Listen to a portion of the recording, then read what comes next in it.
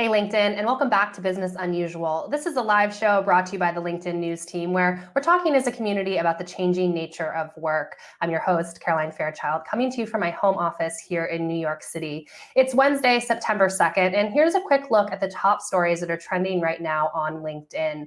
Experts expecting another slowdown in the labor market, but this time it's not virus related. The U.S. Bureau of Labor Statistics predicting employment will expand more slowly over the next decade than it did after the last financial crisis. This is due to new technology improving worker productivity, among other factors. And amid a slowdown in employment, many big companies, including Wells Fargo and Delta Airlines, are announcing specific quotas and deadlines to increase the share of Black executives in their ranks. Black people account for just 3.2% of U.S. corporate executives and senior leadership positions. That's according to the Center for Talent Innovation. For more stories like these, be sure to check out the news module to the right of your LinkedIn feed, or if you're in mobile, click into the search box. That brings us to the poll that we have for you today. We've been asking members on LinkedIn to tell us how they've been developing new skills over the past few months amid changes in the labor market.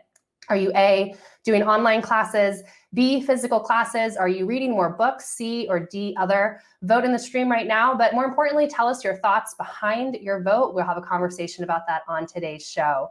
That brings us to the main story that we have for you. The COVID-19 economy is asking many workers to learn new skills and also change careers in many cases. This can be challenging, particularly during a pandemic, but lucky for us, we have Lisa Skeete Tatum with us today on the show. She is the founder and CEO of Landit. It is a career pathing platform for those seeking to move their careers and their lives forward. Lisa has devoted her career to increasing the success of women and diverse groups in the workplace. She'll join us on today's show to talk about how Landit has been navigating this crisis and also about how we've been thinking intentionally about diversity and inclusion during this challenging time. With that, I want to invite Lisa to join us on today's show. Hi, Lisa. Hi, Caroline. How are you? I'm great. Thank you so much for joining us from Princeton, New Jersey. Is that where you are right now? Indeed, indeed. All right, well, this is a huge topic, career transitions. We're seeing so many members on LinkedIn saying that their industry is changing in real time. Talk to us about the main challenges that workers are facing right now. So the list is very, very long. You have all of the upheaval and uncertainty created by COVID. You have the additional current around social unrest and injustice and inequities in the workplace. And if you look at the impact on employees in the workplace, you have not only the uncertainty, perhaps they've been displaced, being asked to do more with less, being uncertain about what's around the corner, so having to be more agile. But also you have these blending of boundaries, right? So we're all working from home and some are saying, yes, we're more productive. Well, that's because there's no defined start and stop. And so in the midst of all of that, when you think about the change, the companies that are going to win are those that invest in their people. And that means as people who are employed, you have to think about how to continue to develop yourself, to move forward, even amidst the uncertainty. So it's unusual times for sure. I think about those blending of boundaries. My husband's just over here in this wall doing his job right now, and then he's going to go make lunch. It's very challenging to kind of separate personal versus work. I feel like there were short-term solutions to this at the beginning of the crisis, but this is the way that we're going to be working for some time. What are the best companies doing to support their workers right now? So first, realizing that this is the new normal. So we're never going back to the way things were before. And so what I see some of our great partners doing is thinking about how can they wrap their arms around and support this new normal in terms of flexibility. I mean, there are great things that have come out of this, even with all of the suffering, which is better connection to our family, realizing that you don't have to be in the office in order to be productive, in order to be connected, in order to achieve and drive performance. And so I think companies have had a paradigm shift on what does success look like. And as a result, they have to look at doing and having different policies and being more flexible, but also putting the human first, right? Because amidst everything else, there's still a lot of anxiety and a lot of uncertainty. So they have to communicate more. They have to be more thoughtful about looking at the 360, right? As you mentioned, your husband's there. I have one son at college, the other take an online course, my husband next door as well. And so we all are juggling this. And I think the level of empathy has increased and a lot of the politicking has been pushed aside. Empathy is definitely a buzzword that's coming out of this crisis. I'm hearing so many CEOs saying that empathetic leadership is so important. For those of you who are just joining the stream, this is Business Unusual, a live show where we're talking about the changing nature of work. I'm here with Landit's CEO and founder, Lisa Skeete Tatum, and we're talking about career transitions amid this pandemic. I want to say hello to some members in the stream. Pam from Texas, Colleen from Georgia, Krista from Ohio, Grace from Toronto, and Michael from New York. That's where I am. Thanks for joining us. Prior to this pandemic, Lisa, you told me that 40 million women at some point find themselves at a career transition. We know from the data that this crisis has impacted women more than men. What's happening? How are those numbers changing now that we're in this crisis? So we're actually seeing that number increase. I mean, we all have inflection points. No one stays at one position or one company for extended periods of time. But COVID has really introduced another layer of complexity. And so not only do you have the unrest and the uncertainty and the changes, but then you have what I would call the mental math equation that's going on, where you're maybe you're homeschooling, even though you're not up for that. I have one of my professors from business school said she was fired by her second grader. So you have all of that going on. You're managing perhaps your sandwich between taking care of family, whether it be your children or maybe aging parents, while you're still trying to navigate work. And at some point, if you think about the stress and the anxiety, it just doesn't add up. Or maybe you don't have a choice. I think we often forget and we just assume that everyone has flexibility to manage. And sometimes it's overwhelming. And if you don't have a company that's supportive, if you don't have a company that has policies that actually support that flexibility, then we're seeing what I believe is an alarming number of folks having to, not because they want to, but having to step back from the workplace. And it's something that we have to pay attention to. And unfortunately, a lot of the people who are having to step back are women. I saw a recent survey by Working Mother that said that working dads are 3 times more likely than working moms right now to receive a promotion during this pandemic. How can companies make sure that they're not leaving working parents behind, particularly working mothers? Sure. So what we encourage is, one, it starts with communication and it starts with connection. It also starts with having an unbiased rubric. So when you're looking at how people are performing and how they're stepping up, I think one of the silver linings that we're seeing is that talent is being unearthed, because now you don't have all the layers and the exclusion and all of those dynamics that go on in the workplace when you're all together, that leaves some people on the in and some people on the out, because the field has been leveled because we're all at home. And so we're seeing story after story of people stepping up that were perhaps overlooked before. So they have to be more intentional about that. They have to be more intentional about connecting and seeing where people are and what do they need. So a little bit more of servant leadership, if you will. But also, as we advise so many companies on their DEI strategy, it is when you're looking at who's getting a promotion, is it diverse? Do your numbers reflect your values? Often I tell companies you have to look at numbers without excuses. If you don't have women, if you don't have people of color, then you don't have women and you don't have people of color. So you have to think about, what are your policies? What's the accountability that you're putting in place to make sure that you're following not just what you say, but actually your actions are supporting your commitment. And on the worker side of this equation, so much of success in the workplace is around building your brand. How do you do that remotely? That was one thing when we were all in the office and you got time with the boss, but now that we're in these boxes, what does brand building really look like? Indeed. And as we shared last time we were together, it accounts for up to 30% of what it takes to be successful. Most of us don't know what we're doing well, mistakes we're making, and it's equally important. Yes, you have to deliver. Yes, you have to have the skills and talent, but it's also, what do people say and think about you that makes them want you in that seat. And so the way you do that is you stay connected. One danger of COVID is that we are isolated. And you have to remember, you have to reach out. You have to cultivate and build your personal board of advisors. You have to be obvious with your contributions. So as one of my sponsors says, Carla Harris, if the only person that knows you're doing a great job is your immediate manager, then you're at risk, particularly in this environment where there's so much churn and people are moving.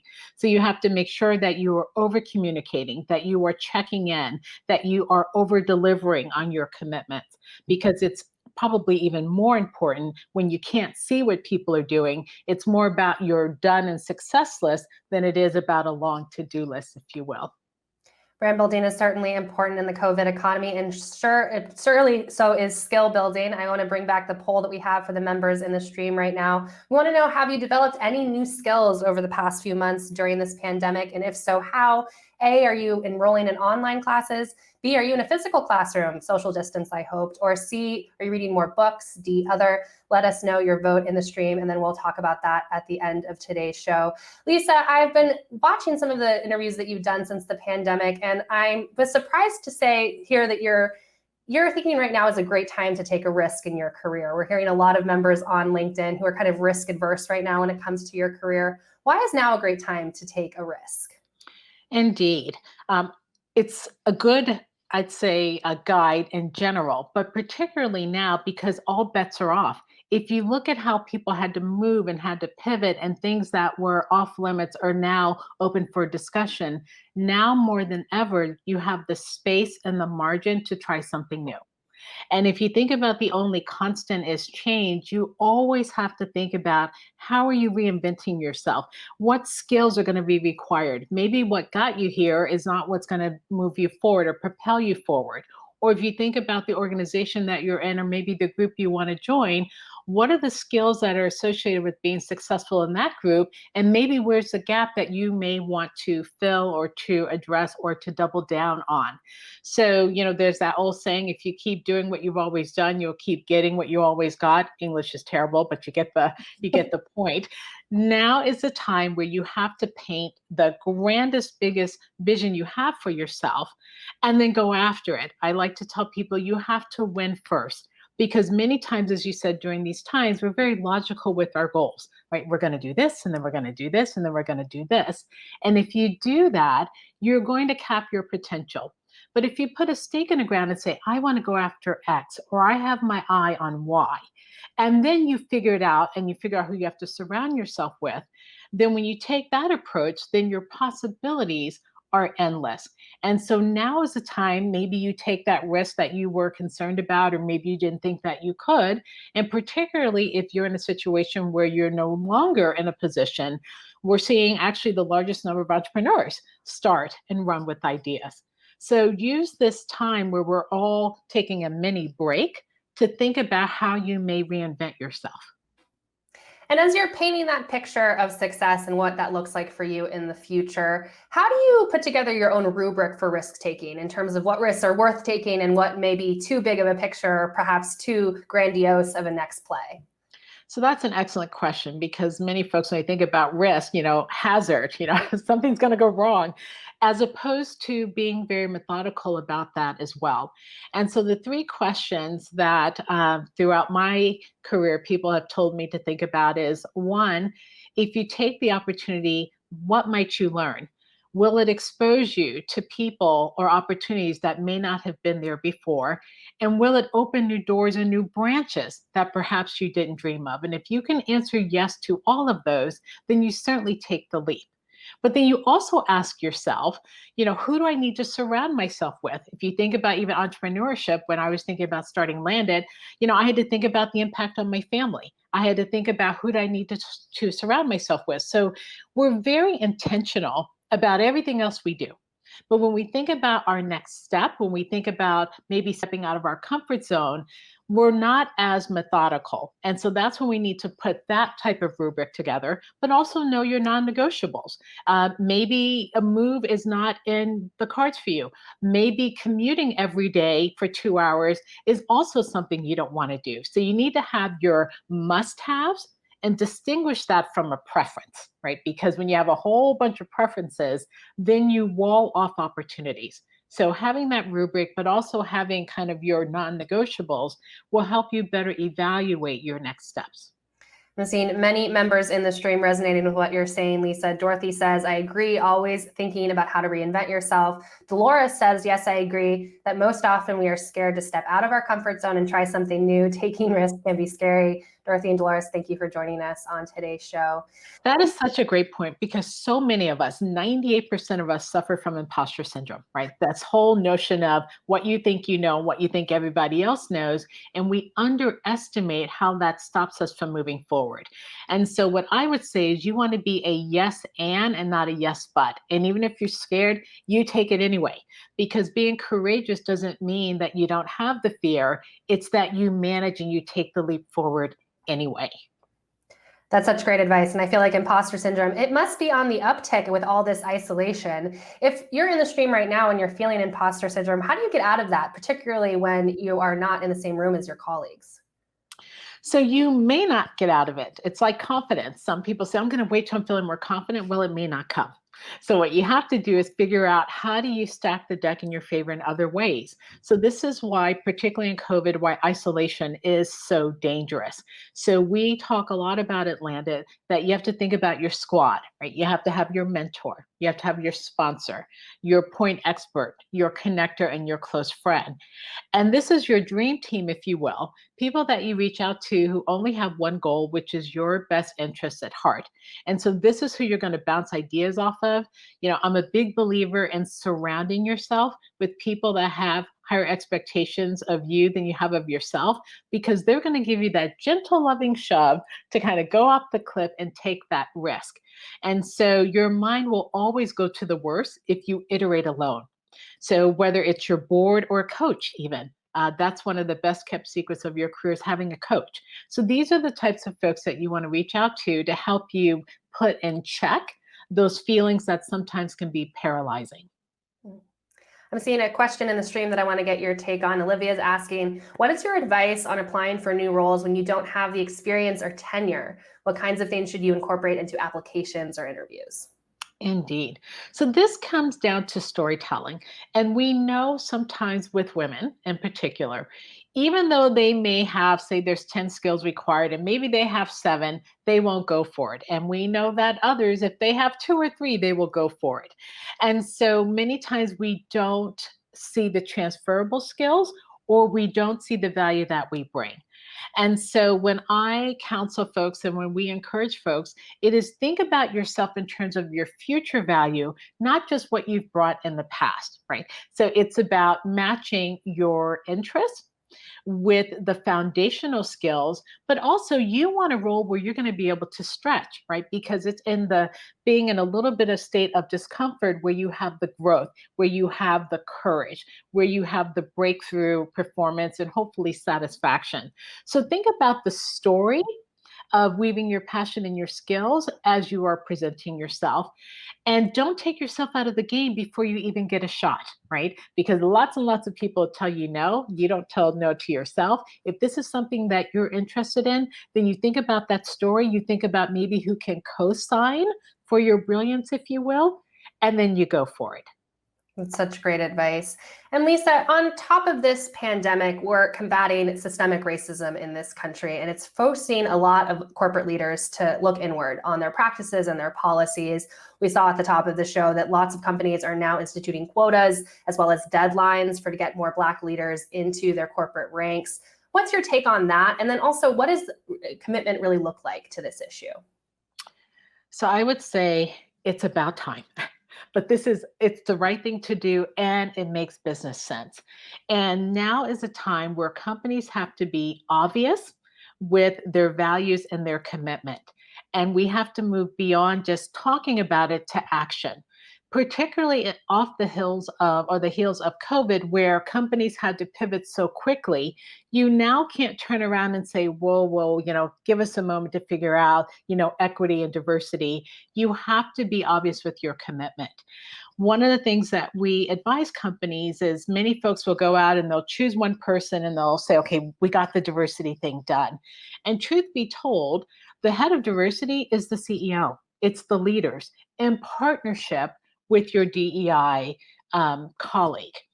And so what we tell companies and what we see that works is that you have to have accountability, right?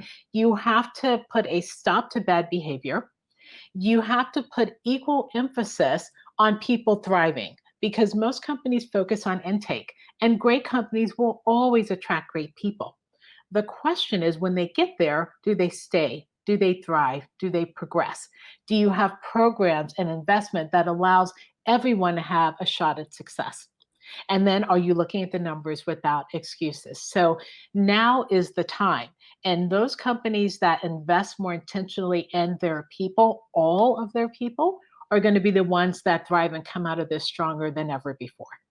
Right, because we're seeing a lot of concern here on LinkedIn with a lot of people saying that they think that companies are going to stop their diversity and inclusion efforts amid this pandemic because, frankly, there's so many businesses just trying to survive.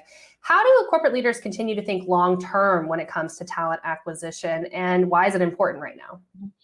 So the key is it's not an either or, it's an and, right? And if you think about your values and your strategy, it's not a trade-off, right? You have to be proximate to the people you're serving. And you need to reflect what the world is out there because that's how you're going to get the best ideas. That's how you're going to be able to have the competitive advantage to win. And so, whether it is recruiting or investment or even promotion, because if you think about it, if you think of all the friction and all the pain and all the sacrifice that Black and Brown people have to endure to have a seat at the table, if they look at an organization and they can't see from the board level down any type of diversity, then why would they believe or take a risk that success is possible?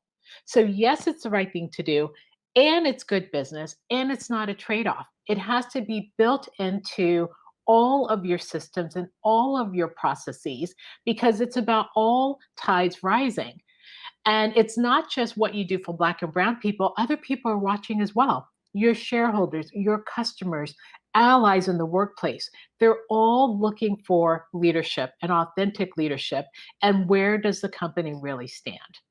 I'm so glad that you brought up allyship. That's another big theme right now. Companies can have policies, but if managers are not doing the work on the ground, nothing is going to change.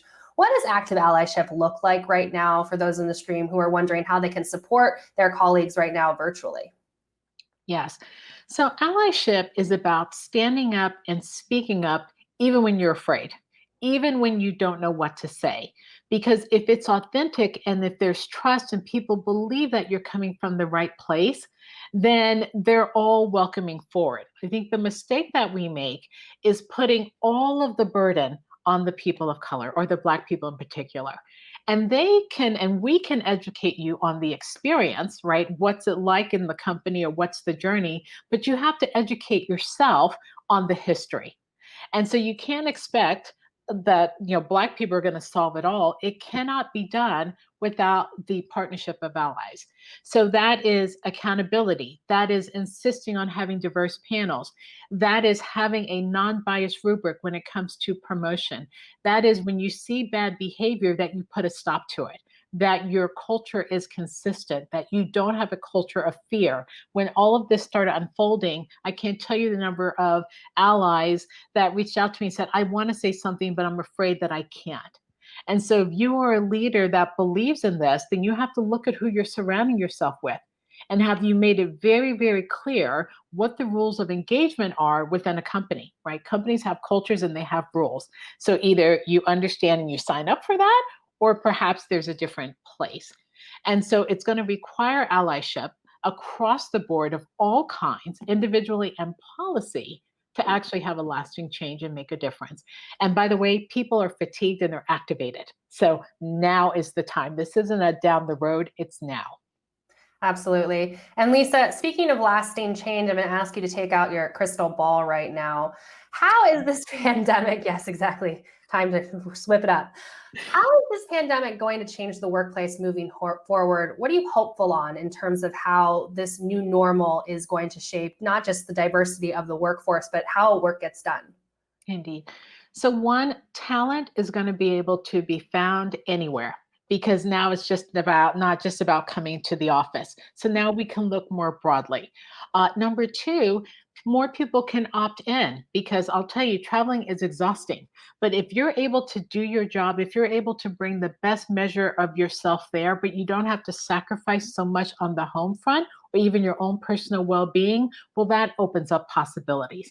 I also believe that, particularly even in my company, that we are closer now than we were before because we're more intentional about that connection and that culture. So that in itself can be more inclusive. But as I mentioned before, we're seeing it in our company and all of our partners. Talent is actually being unearthed because people have an opportunity to step up. And so if companies are intentional and they pay attention and they hold people accountable, then we have a moment right now to make a lasting difference in terms of not only creating opportunities within our organization, but creating more just and more equitable opportunities globally. I hope you're right about that. And I know I speak for the stream when I say they hope for that as well. Robin says we have to implement diversity by being more involved and placing people in the right leadership positions. Lisa, it's always a pleasure sitting down with you, even if it has to be virtually. Thank you so much for joining us on Business Unusual. Thank you. Always a pleasure to be with you.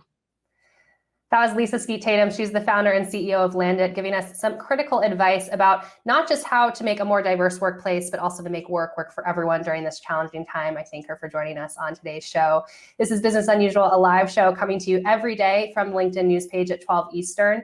And I want to bring up the poll results that we have for you in the stream today. We were asking you how you've developed new skills over the past few months. And wow, an overwhelming amount of you are taking online classes. Brooke, Pierre, Summer, Kathleen, Casey, Brad, Amy, Veronica, all taking online classes right now. Nicole finds herself in a physical classroom. And then we have a lot of you reading more books. Clifford, Bren, Jason, Swathy. Thank you so much for voting in the stream today and for joining us on Business Unusual. Join us back here tomorrow, Thursday, for a conversation about the entertainment industry and how it's changed amid the pandemic. Pulitzer Prize finalist Christopher Diaz will be joining us, as well as Roth Constanzo from the New York Philharmonic. They're going to talk about the challenges that they're facing right now amid this pandemic. My colleague Susie Jackson will be back with you then. I'm Caroline Fairchild. Thank you so much for joining us.